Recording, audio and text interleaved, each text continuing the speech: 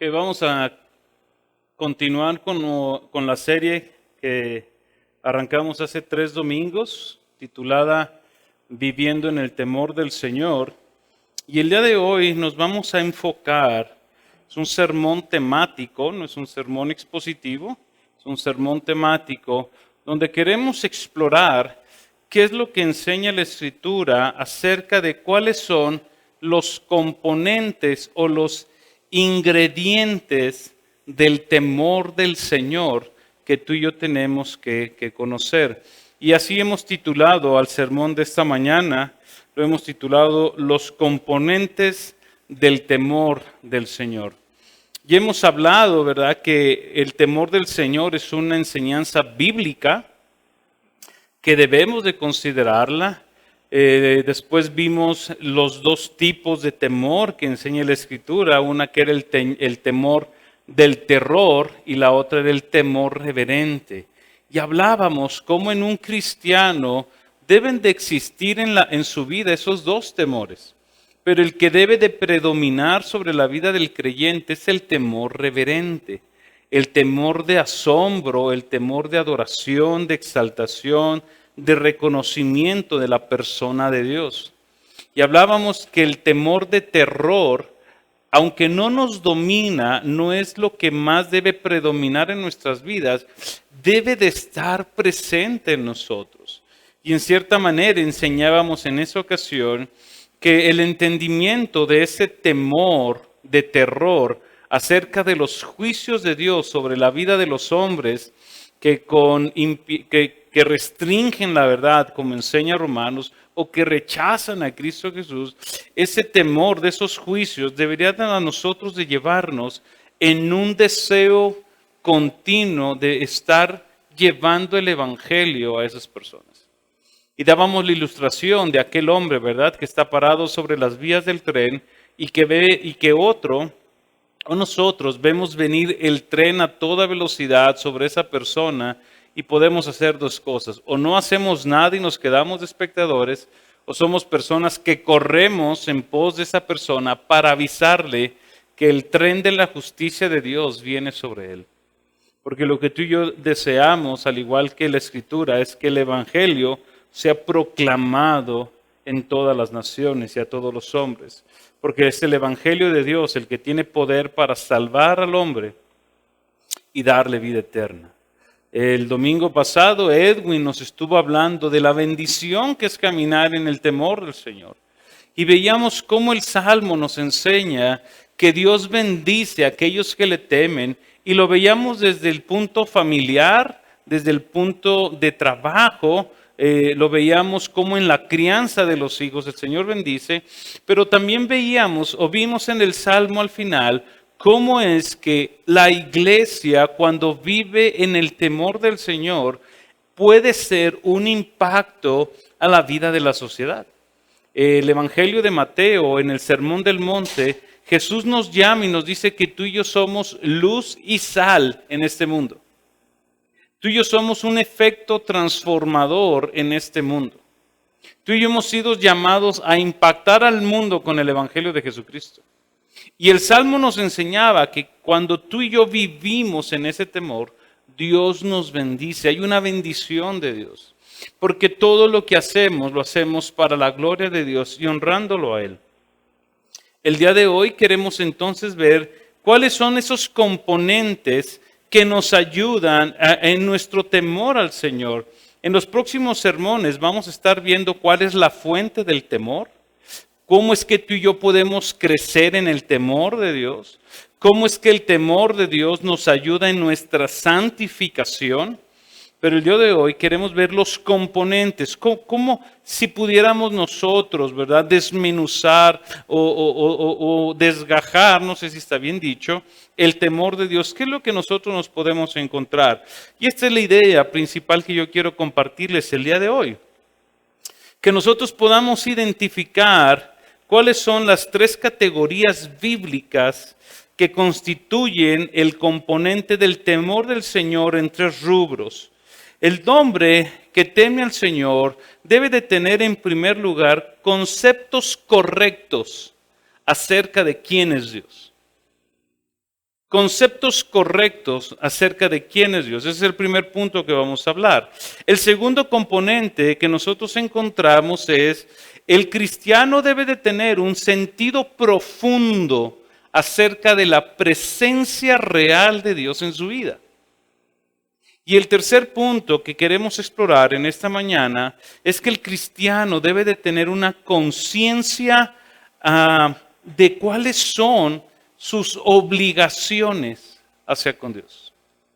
Tres cosas: tener conceptos correctos de Dios, ser conscientes o tener un sentido profundo acerca de la presencia de Dios en nuestras vidas, pero también una conciencia de cuáles son nuestras obligaciones para con el temor de Dios.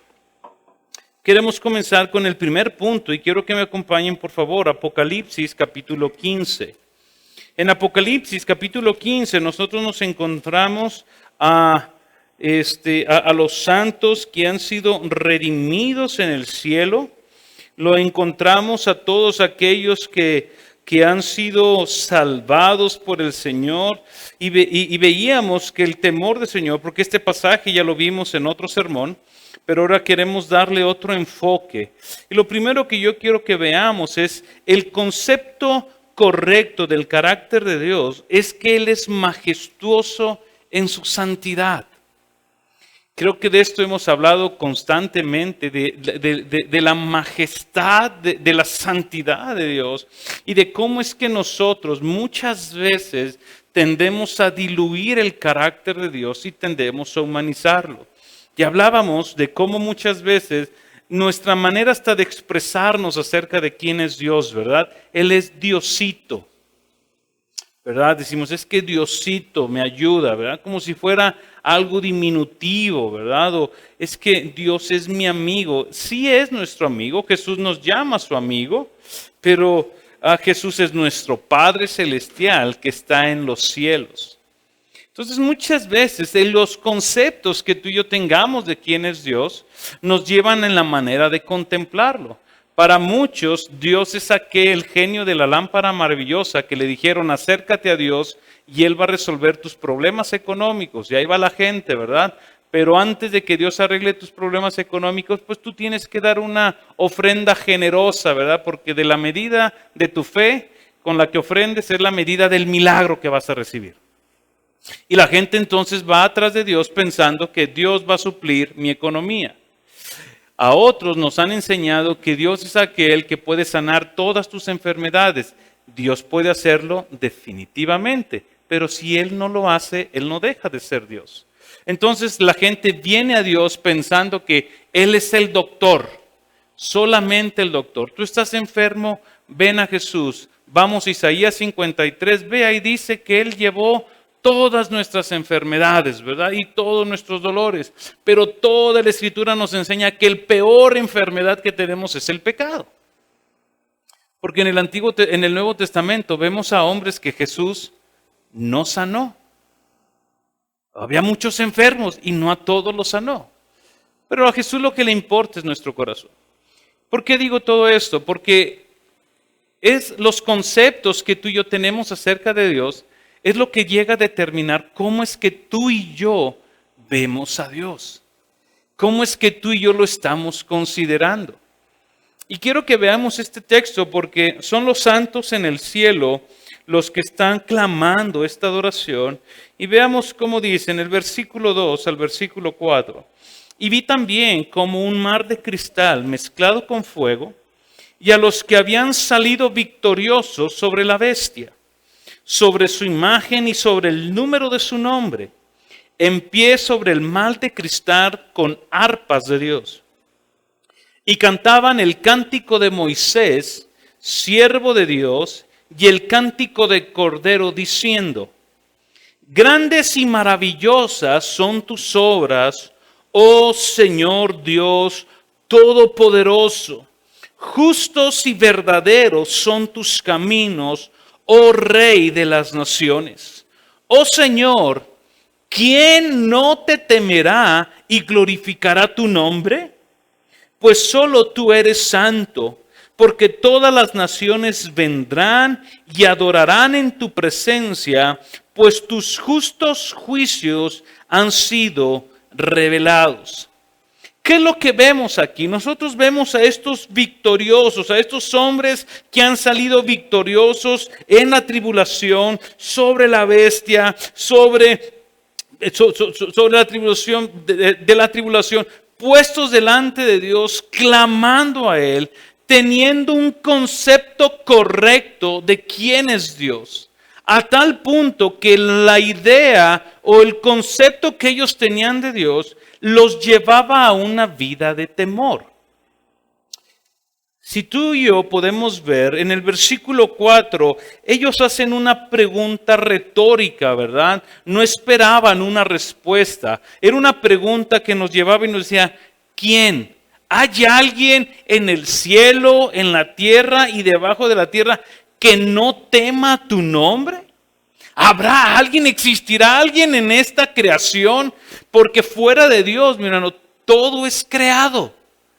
Fuera de Dios todo es creado. ¿Y hay algo fuera de la creación que no tema su nombre? Preguntan estos hombres. ¿Qué es lo que los llevó a generar esta idea o esta pregunta? Era el concepto que ellos tenían de quién es Dios. Si tú revisas conmigo en el versículo 3, ellos tienen esta idea en su mente. Grandes y maravillosas son tus obras, oh Señor Todopoderoso. Ellos comienzan a ver cómo las obras del Señor, el carácter de Dios manifestado en sus obras, es algo poderoso. La mejor obra o la mayor obra que tú y yo podemos contemplar de Dios, ¿sabes cuál es? La cruz de Cristo. Nos asombramos de muchas cosas que Dios hace en nuestras vidas. Nos asombramos cuando pasamos un tiempo de oración clamando por alguna necesidad y Dios nos responde, ¿verdad? Y terminamos agradecidos y decimos, Señor, gracias, tú eres todopoderoso, gracias por tu misericordia. Pero la mayor obra de la cual tú y yo debemos de vivir agradecidos y asombrados es por la obra de redención en la cruz del Calvario. Porque dice Jesús en Marcos, ¿de qué le serviría al hombre ganar todo el mundo si al fin del día pierde su alma? Estos hombres, estos victoriosos, tenían un concepto correcto de Dios. Las obras del Señor son maravillosas y son grandes. El día de hoy, ¿verdad? Nosotros, tanto Pedro como yo, no nos habíamos puesto de acuerdo, pero buscábamos una intención en ustedes. Comiencen a darle gracias a Dios. A veces, mi hermano, nuestras acciones de gracias se ven tan limitadas y tan pobres al Señor, ¿verdad? A veces no encontramos ni por qué darle gracias, porque como consideramos nuestra vida tan terrenal y consideramos tanto las circunstancias adversas en las que vivimos, que a veces como no vemos la respuesta de Dios tan rápido, pues como que decimos, Señor, pues ¿por qué te voy a dar gracias si todavía no respondes esta petición? Pero déjame decirte algo, Pablo nos enseña en Tesalonicenses que seamos agradecidos a Dios en todo y por todo. No importa cuál sea el resultado de la oración, si es sí, si es no. Pero queríamos llevarte a que tú contemples las obras del Señor, cuán maravilloso es Él. Ellos tenían otro concepto, revisa conmigo ahí mismo en el versículo 3. Justos y verdaderos son tus caminos, oh Rey de las naciones. Ellos consideraban que los caminos del Señor, el caminar debajo de su dirección, bajo su gobierno, considerando su ley, era algo de asombro, algo magnífico. Pero ellos consideran, fíjate, los caminos del Señor. Dicen, Señor, tu ley es justa. Tus caminos, tus mandamientos, Señor, son lo mejor que puede haber en nuestra vida. Ellos son justos y son verdaderos, oh Rey de las naciones. Ellos están asombrando por lo que conocen del Señor. La maravilla del rey. Se asombran de su carácter. Versículo 4. Tú eres santo. Es el único atributo que nosotros vemos en la Escritura que en 3 veces dice: tú eres santo, santo, santo. 3 cosas vemos en este pasaje, o es lo que podemos encontrar en este pasaje. Unos victoriosos que han visto las obras del Señor, que han considerado sus caminos, que han visto sus juicios y que han visto el carácter de Dios. Y entonces concluyen en la pregunta 4 y dice: ¿quién no te temerá?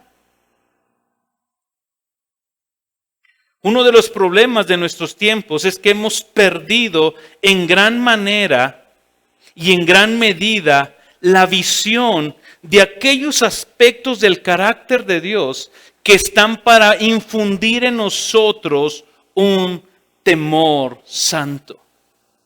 Hemos considerado su majestad, su inmensidad, su santidad, su soberanía, su amor, su omnisciencia, omnipresencia, todo lo que es Dios, salvo su misericordia y su amor, porque ese es muy conveniente para nosotros.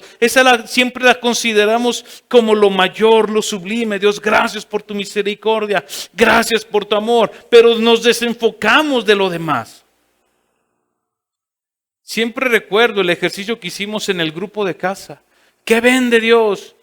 Todos decíamos su misericordia, ve su gracia, ve su amor, pero nadie vio su justicia, nadie dijo, pues es que ahí está la ira de Dios, ¿verdad? Ahí están sus juicios. No veíamos eso porque eso atenta contra nosotros. Pero eso es uno de los problemas que hemos tenido ahora. No consideramos a Dios en toda su plenitud. Estamos perdiendo de vista el carácter completo de Dios y nos estamos enfocando solamente en uno.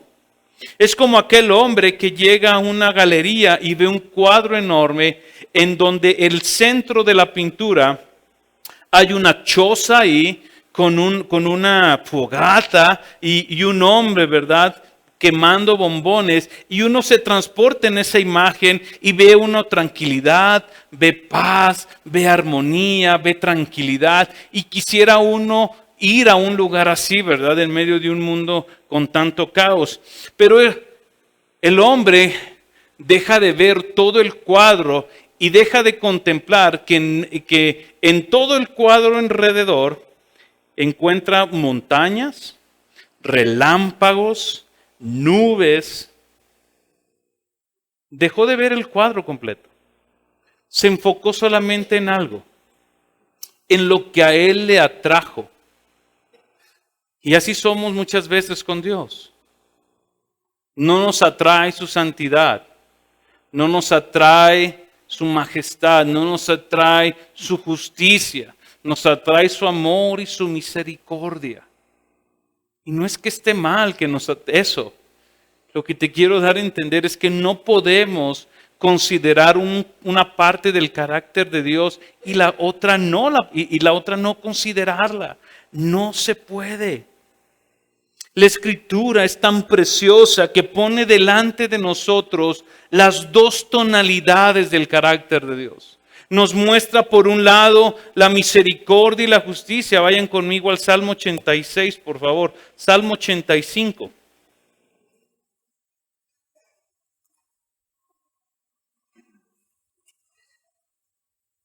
Salmo 85.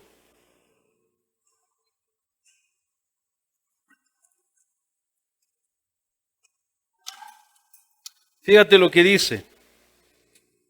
Versículo 10. La misericordia y la verdad se han encontrado. Ahí está, ¿verdad? Todos queremos eso, queremos la misericordia de Dios. Y ahí mismo dice, pero la justicia y la paz se han besado. La Escritura nos pone de manifiesto los 2 lados del carácter de Dios. Nos presenta toda la esfera del carácter de Dios, su amor, su compasión, su lado paternal con ternura.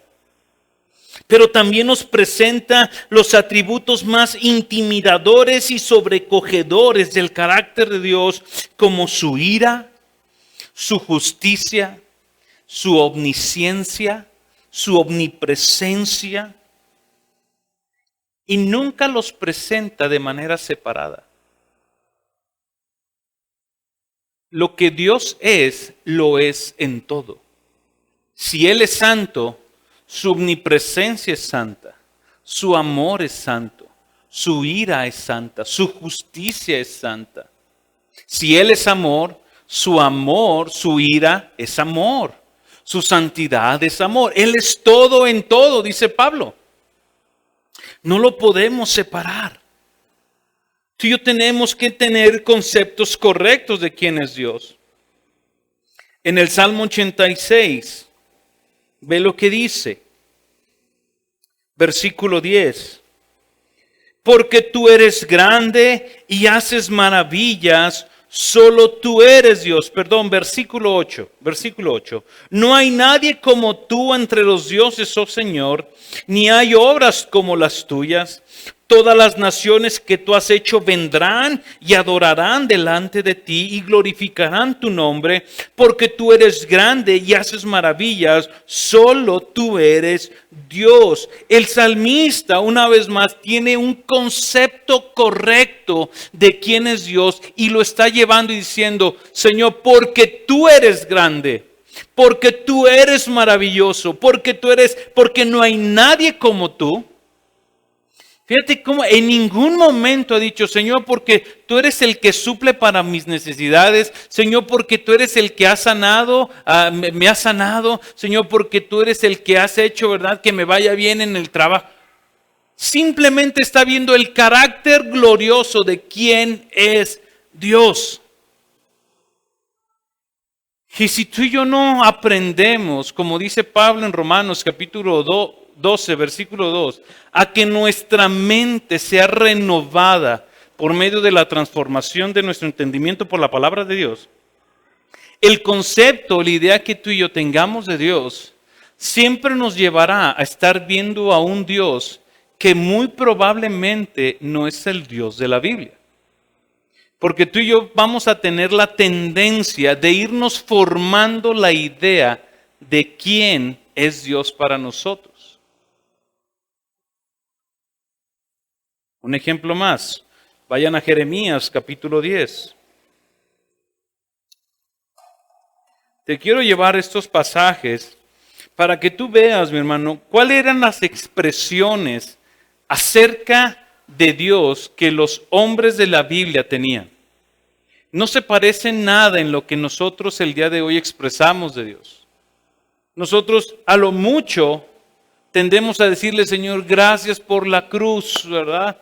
Y eso porque el pastor o el líder de adoración nos llevó y nos invitó y nos dijo: hermanos, díganle al Señor, ¿verdad? Exploren en su corazón algo. Cuando esto debería de ser algo muy natural del ser humano que conoce a Dios. Señor, estoy asombrado por tu misericordia. Vean Jeremías, versículo 6, capítulo 10. No hay nadie como tú, oh Señor, grande eres tú, grande es tu nombre en poderío. ¿Quién no te temerá, Rey de las naciones? El simple hecho de considerar: Señor, tú eres Rey. Siguiente rengloncito, hoy mismo, ¿verdad? ¿Quién no te temerá, Rey de las naciones? Porque, ¿qué dice?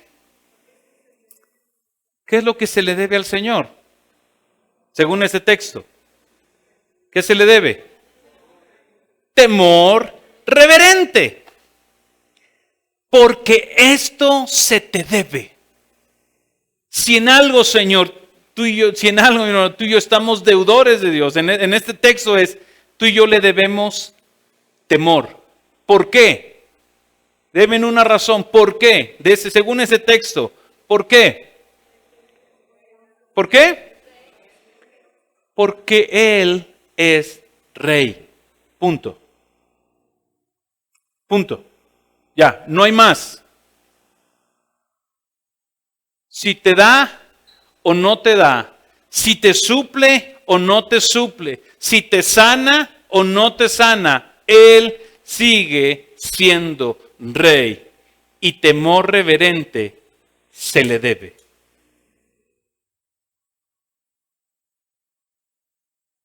Un ejemplo más. Éxodo capítulo 15.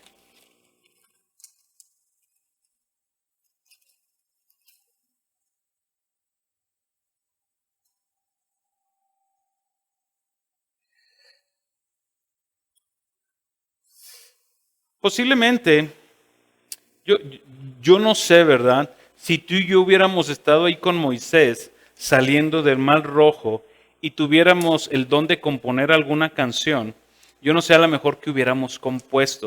A lo mejor Pedro ahí nos hubiera dicho, a ver hermanos, vamos a componer una canción, ¿verdad? Para cantar al Señor, porque hemos salido del Mar Rojo. No sé qué hubiéramos cantado, pero sí vamos a ver lo que cantaron el pueblo de Israel. Nosotros no sé, pero vamos a ver qué hubieran cantado. ¿Qué cantaron ellos? Posiblemente tú y yo hubiéramos cantado, echó a la mar, jinete y caballo, echó a la mar, y echó a la mar los carros del faraón. Pero ve lo que cantaron ellos. Verso 2. Ok, verso 1. Entonces Moisés y los hijos de Israel cantaron este cántico al Señor y dijeron, canto al Señor porque ha triunfado gloriosamente. Al caballo y al jinete arrojado al mar. Mi fortaleza y mi canción es el Señor. Ha sido para mi salvación. Este es mi Dios y le glorificaré. Él es el Dios de mi Padre y le ensalzaré. El Señor es fuerte guerrero. El Señor es su nombre. Verso 6. Su diestra es majestuosa en poder. Su diestra destroza al enemigo. Verso 11. ¿Quién como tú entre los dioses, oh Señor? ¿Quién como tú, majestuoso en santidad, temible en las alabanzas, haciendo maravillas? ¿Quién como tú, Señor? ¿Quién como tú?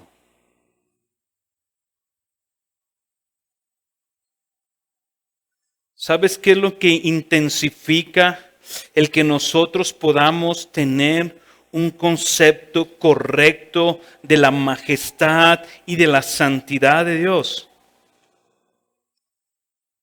La cruz de Cristo. Vayan conmigo a Isaías 6. Isaías 6. Muchos ya saben ese pasaje de memoria. Isaías 6. Ve lo que dice. En el año de la muerte del rey Usías, vi yo al Señor sentado sobre un trono alto y sublime. Allí estaba el Señor. Y la orla de su manto llenaba el templo.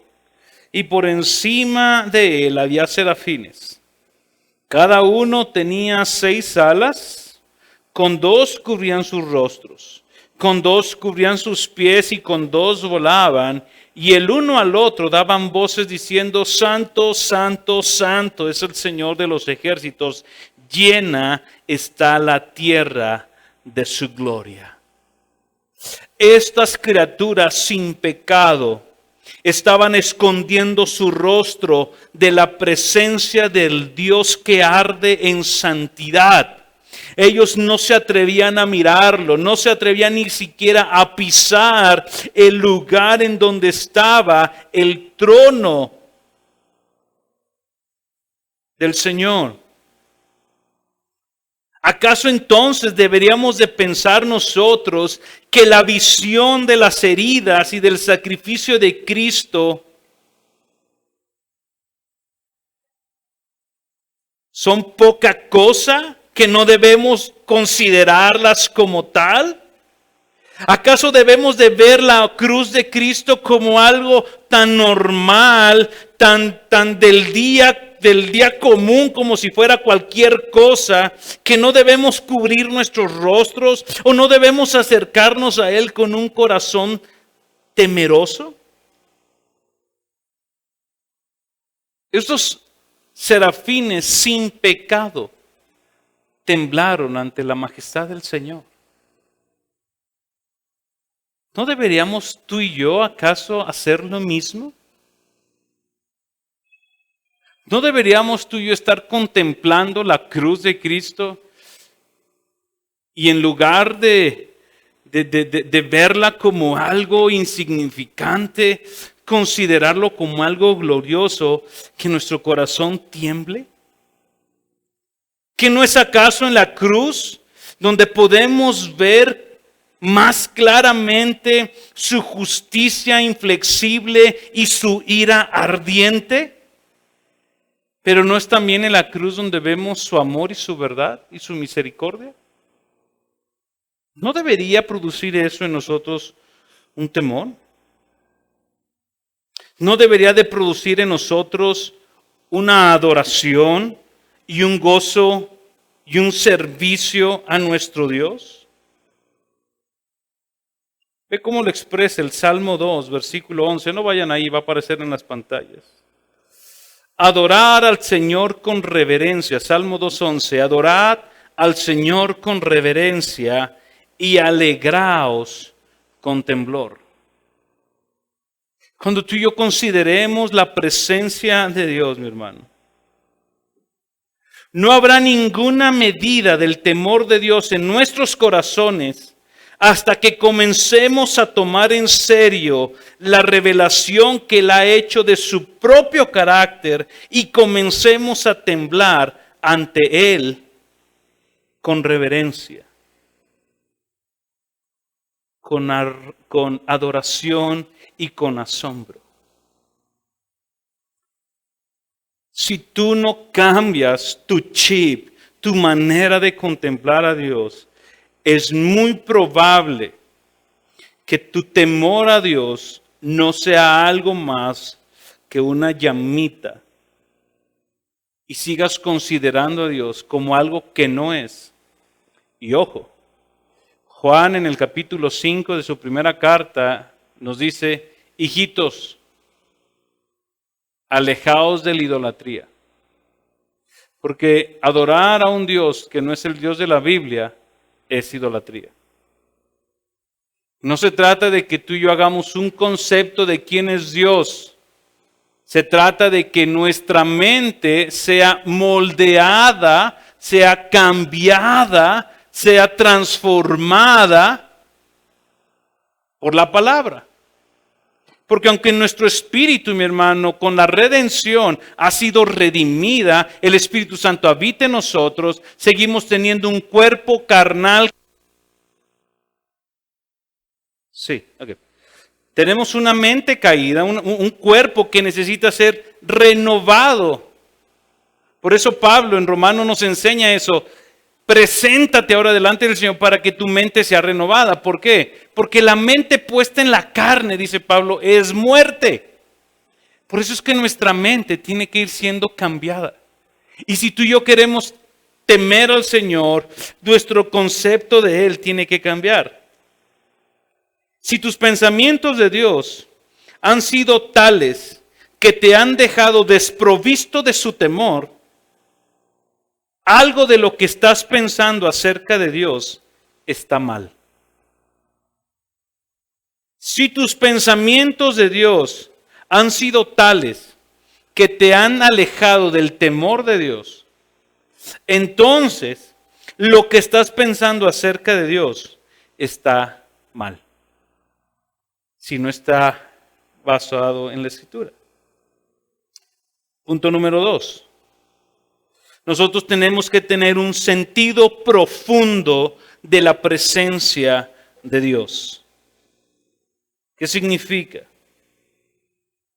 Que Él está aquí. Él no está en alguna parte. Él está aquí, ahora, con nosotros, y con los bautistas y con los presbiterianos y en Estados Unidos. Él está en todo lugar, en todo momento. Él es omnipresente. Él no está sujeto al espacio ni al tiempo.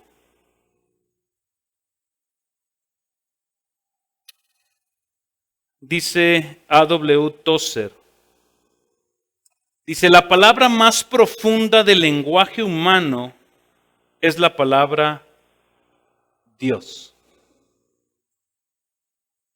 Dice, si la palabra más profunda que el hombre puede estudiar y pronunciar es la palabra Dios. Porque en nuestro lenguaje nosotros podemos definir cualquier cosa. Podemos describir cualquier cosa. Pero cuando queremos hablar acerca de Dios, nuestro lenguaje lo único que hace es rozar la superficie de quién es la persona de Dios. El hecho más profundo en todo lenguaje humano, dice Tozer, entonces es la frase Dios es. No es que Dios era o que Dios será. Dios es. La experiencia más profunda que podemos tener es el reconocimiento entonces de que Dios está aquí. Si ustedes recuerdan en el primer sermón, cuando veíamos acerca de Jacob, de Moisés y ahorita en Isaías, estos hombres, al ser conscientes, ¿se acuerdan de Job? Cuando él despertó de su sueño, que cayó en temor y dijo, esta es casa de Dios, aquí está Dios. Y cayó en temor. Moisés, cuando vio la zarza, cayó en temor. Isaías cayó en temor. Juan en Apocalipsis cayó en temor. Pedro le dijo, apártate de mí. Hubo una conciencia delante de quién estaba que produjo temor en sus vidas. Y el mejor salmo que nos permite explorar esta conciencia de la presencia de Dios es el Salmo 139. No lo voy a leer todo y espero que ustedes lo puedan leer en su casa, pero si gustas anotar, en mis notas yo puse esto. Del versículo 1 al versículo 4, el salmista está reconociendo la omnisciencia de Dios. Todo lo sabe, todo lo conoce. Su levantar, su acostarse, sus pensamientos, su descanso. En el versículo 5 él está reconociendo que este Dios que es omnisciente está cerquitas de él. Dice, por detrás y por delante me has cercado y tu mano pusiste sobre mí. Tal conocimiento es demasiado maravilloso para mí, es muy elevado, no lo puedo alcanzar. Y del versículo 7 en adelante hasta el versículo 10 o versículo 10, él está haciendo conciencia del Dios omnipresente. ¿A dónde me iré de tu presencia? ¿A dónde me iré de tu espíritu? Si subo a los cielos, allí estás. Si en el Seol preparo mi lecho, allí estás. Si tomo las alas del alba, si habito en lo remoto del mar, aún ahí tu mano me guiará. Es este sentido de asombro de la presencia de Dios lo que creará en nosotros vidas de asombro y un sentimiento de maravilla y de reverencia. A tal punto, mi hermano, que el simple hecho, el pensamiento de querer desobedecer a Dios o de contristarlo nos llevará a frenar o nos frenará por el hecho de saber que Dios está ahí. Dios está ahí. ¿Qué tan consciente eres en tu vida diaria de la presencia de Dios en tu vida? Y no solamente, hermano, estoy hablando del saber que Dios está, sino la conciencia de que Dios está.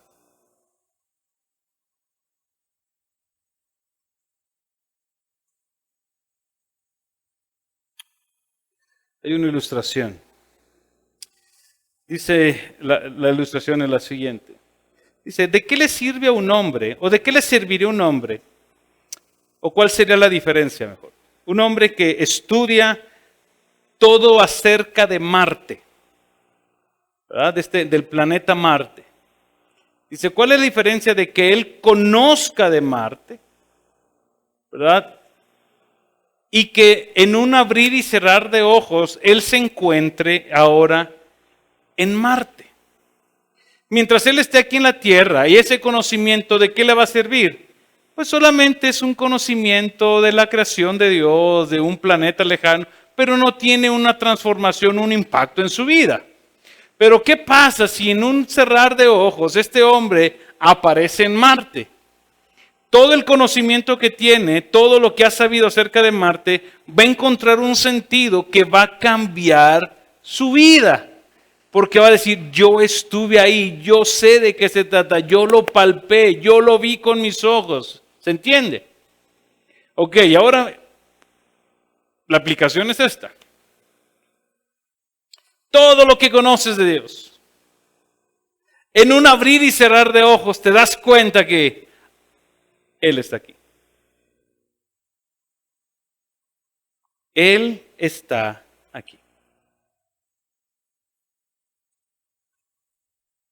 Él está aquí. ¿Pensarías lo que pensamos? ¿Diríamos lo que decimos? ¿Haríamos lo que hacemos? Dios está aquí.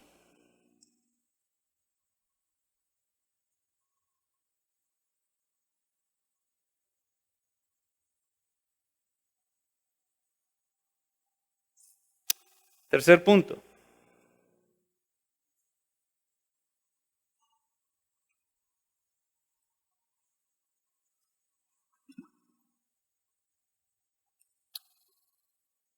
Una conciencia apremiante de cuáles son nuestras obligaciones entonces para con Dios.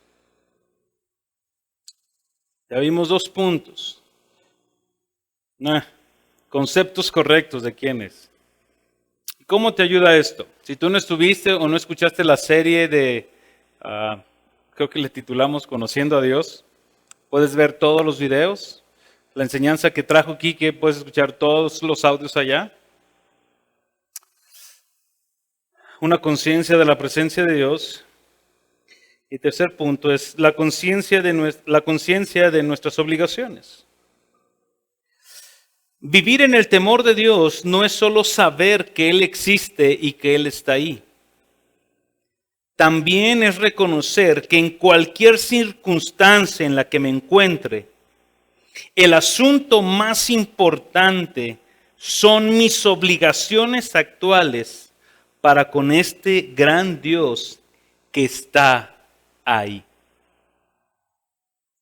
No solamente es saber y ser consciente que Dios está ahí, sino saber que yo tengo responsabilidades y que la mayor y la más importante de mis obligaciones es actuar y cumplir con este Dios que está ahí. Un autor o un hombre se llama John Murray, dice lo siguiente: el temor de Dios implica nuestra constante conciencia de nuestra relación con Dios.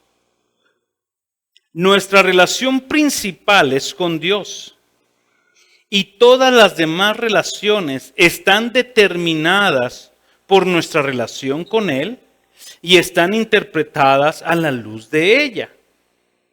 el primer pensamiento del hombre piadoso en cada circunstancia, entonces debe de ser la relación que él tiene para con Dios y la relación que Dios tiene con él.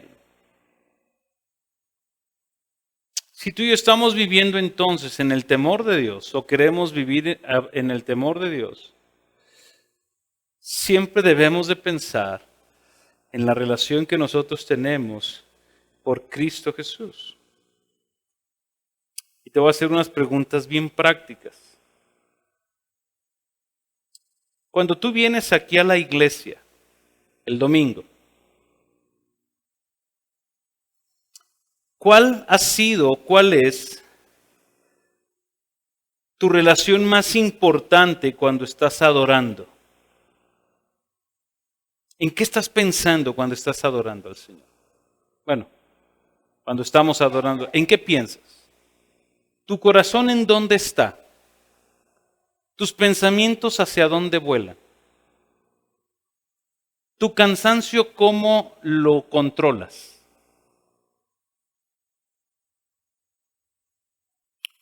Cuando estás adorando al Señor en la iglesia, ¿qué es más importante? ¿Tu relación con Él porque quieres conocerle? ¿O tu relación con tu reloj?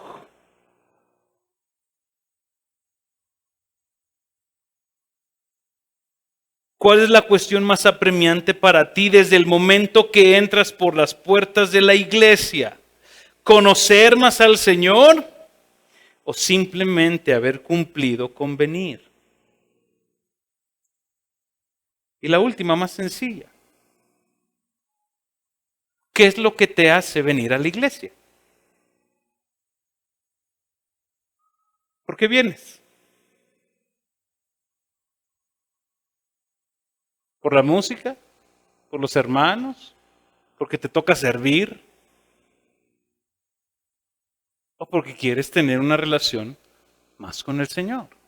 ¿Por qué vienes a la iglesia? Y nosotros tenemos 3 obligaciones. Bueno, tenemos muchas, pero nada más quiero enseñar 3.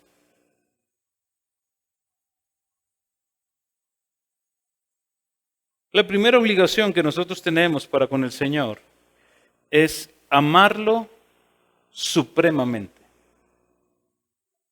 Amarlo supremamente.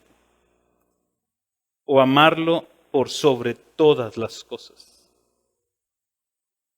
Esta es la primera obligación que tú y yo tenemos. Señor, ¿cuál es el más grande de los mandamientos? Y el Señor le dijo amarás al Señor tu Dios con todo tu corazón, con toda tu alma y con toda tu mente. Y a tu prójimo como a ti mismo. Este es el grande mandamiento. ¿Quién ama al Señor con toda su alma, con toda su mente y con todas sus fuerzas? Hasta ahorita nada más ha habido uno. Cristo. Pero ¿sabes cuál es la bendición que nosotros tenemos? Que tú y yo estamos unidos a Cristo. Y que su Espíritu Santo nos ayuda para amarle a Él. No se vuelve algo imposible. Estamos en Cristo ahora.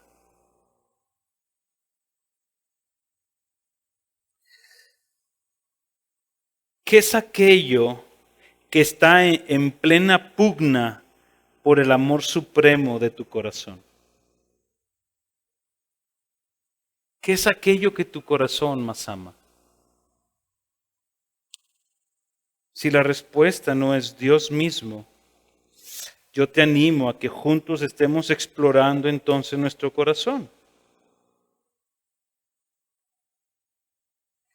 Segundo punto, o bueno, no es segundo punto, dentro de nuestras obligaciones. Nosotros tenemos que obedecer a Dios en todo momento. Juan escribe en el capítulo 15 y dice, Vosotros sois mis amigos, aquí hay una condicionante. Vosotros sois mis amigos, Juan 15:14. Si haces lo que yo ordeno. Vosotros sois mis amigos si hacéis lo que yo ordeno. Hoy Dios ha ordenado muchas cosas. Y la primera es, amarás al Señor tu Dios con todo tu corazón, con toda tu alma y con toda tu mente. Pero Dios ha ordenado más cosas. Ama a tu prójimo como a ti mismo.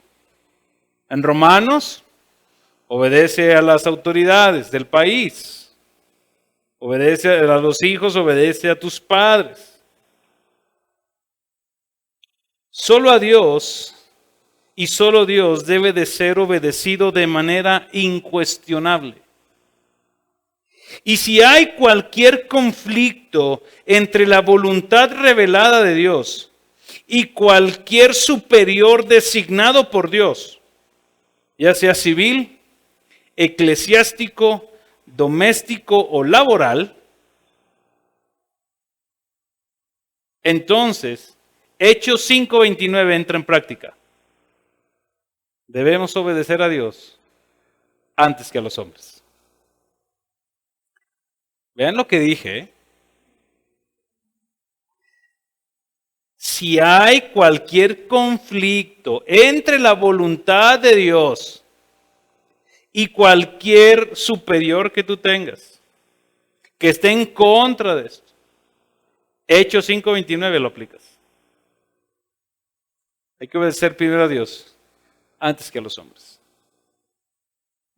Obviamente, si en tu trabajo, ¿verdad?, tú te vas a querer poner a echar de bibliazos, no te contrataron para eso. Ay, no vayas a decir, es que me corrieron por predicar el evangelio. No, te corrieron porque estás haciendo algo que no te contrataron para hacer. Tercera obligación que tenemos. Si ustedes ven en esta como que de obedecer, pues van muchas cosas, ¿no? Si Dios dice, dedícate a la lectura y a la escritura, ¿qué tenemos que hacer? Pues obedecer, simplemente. Hay que leer la escritura. Hay que ser como, no recuerdo si era Nehemías o era Esdras. Esdras, ¿verdad? Quien dijo que,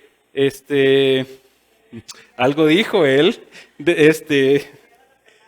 pero hay una, la estudiaba, la aplicaba y la enseñaba, ¿verdad?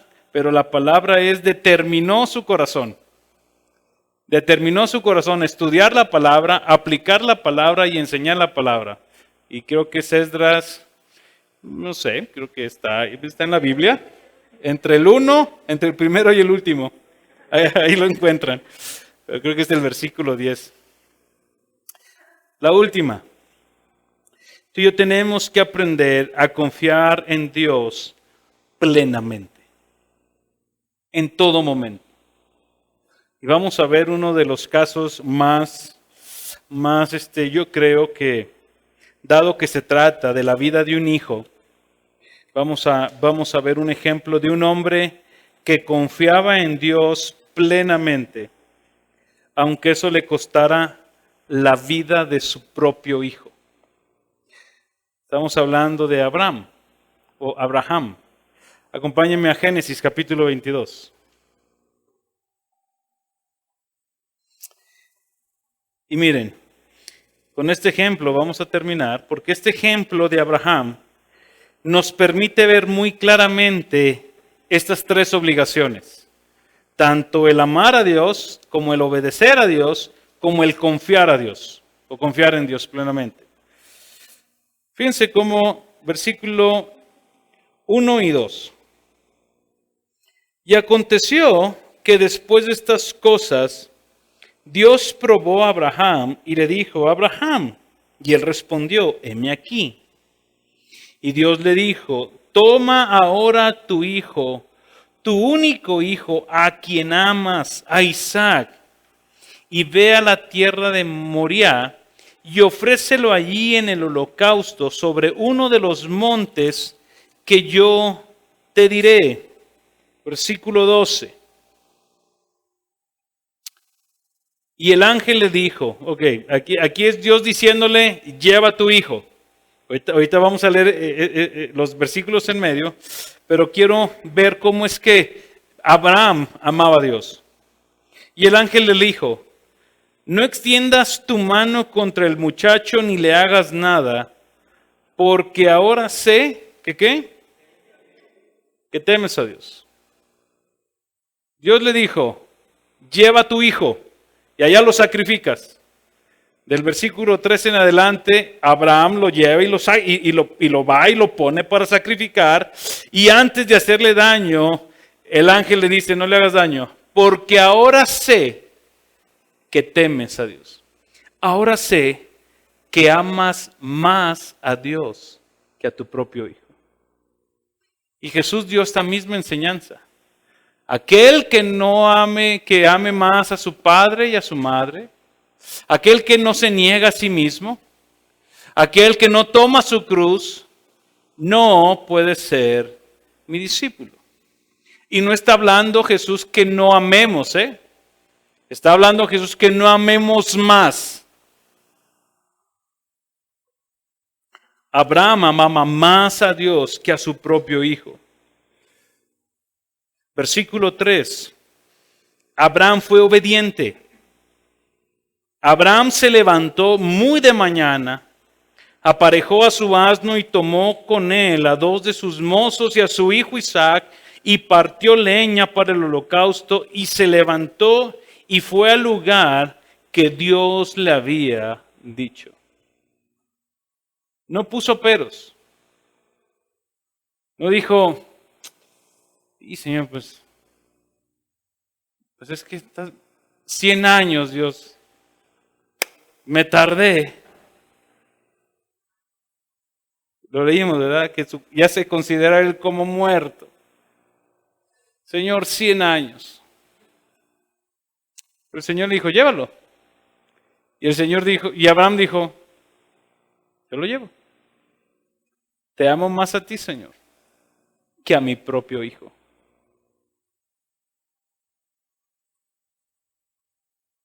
Fue obediente. Pero él confiaba en Dios. Versículo 4. Y al tercer día alzó Abraham los ojos y vio el lugar de lejos. Entonces Abraham dijo a sus mozos, quedaos aquí con el asno, y yo y el muchacho iremos hasta allá, adoraremos y volveremos a vosotros. Él ya sabía que él iba a ir a llevar al hijo y le está diciendo a los mozos, ahorita regresamos. Y tomó Abraham la leña del holocausto y lo puso sobre Isaac, su hijo. Pobre muchacho. Y tomó en su mano el fuego y el cuchillo, y los dos iban juntos. Y habló Isaac a su padre Abraham y le dijo, Padre mío. Y él respondió, heme aquí, hijo mío. Miren qué bonito le responde. Papá, ¿qué quieres? Que aprendamos, mis hermanos. Heme aquí, hijo mío. Y dijo Isaac, aquí está el fuego, aquí está la leña, pero ¿dónde está el cordero del holocausto? Y Abraham respondió, Dios proveerá para sí el cordero para el holocausto, hijo mío. Y los dos iban juntos. Papá, ¿y qué vamos a matar? Dios proveerá para el holocausto. Amaba a Dios, obedecía a Dios y confiaba en Dios. Un hombre que temía al Señor. ¿Queremos crecer en el temor del Señor? Cambia tus conceptos de quién es Dios. Cambia tus conceptos de quién es Dios. Aprende de la palabra. Permite que la palabra de Dios transforme tu mente. Dedícale tiempo a la lectura. Sé diligente en tu estudio de la palabra. Recuerda en todo momento, Dios está ahí. Y ante ese Dios que está ahí, ámalo, obedécelo y confía en Él. Porque el Espíritu Santo está en ti. Y Él te capacita para eso. Señor, te damos gracias en esta tarde por tu misericordia. Gracias, Señor, por permitirnos, Padre, aprender el día de hoy estas verdades. Señor, nuestro deseo es ser hombres y mujeres que crecen, Señor, en el temor de Dios. Hombres y mujeres que te honran, te veneran, te aman. Hombres y mujeres que tú eres lo más importante para sus vidas. Señor, queremos pedirte 3 cosas en esta mañana. Padre, si hemos tenido conceptos correctos de tu carácter, de tu persona, Señor, te pedimos que nos des un corazón enseñable. Danos un corazón humilde también, Señor, para que con humildad podamos abrazar tus verdades, con humildad podamos estudiar tus verdades, Señor. Aquellas cosas, Señor, que no están de acuerdo a tu palabra puedan ser desechadas, Señor, y nuestra mente sea renovada. Señor, darnos o permítenos, Señor, que seamos conscientes, tengamos un sentido profundo, Señor, en todo momento, en toda circunstancia, de que tú estás ahí. Que tu Espíritu Santo, por tu gracia, Señor, nos ayude a amarte, a obedecerte y a confiar en todo momento en ti. Te lo pedimos en el precioso nombre de Cristo Jesús. Amén. Búscanos en Facebook y YouTube como Iglesia Gracia Soberana Durango y disfruta de este y otros mensajes. Visítanos, estamos en calle Alberto Terrones, número 733, zona Centro Sur, Durango. Estaremos contentos de recibirte.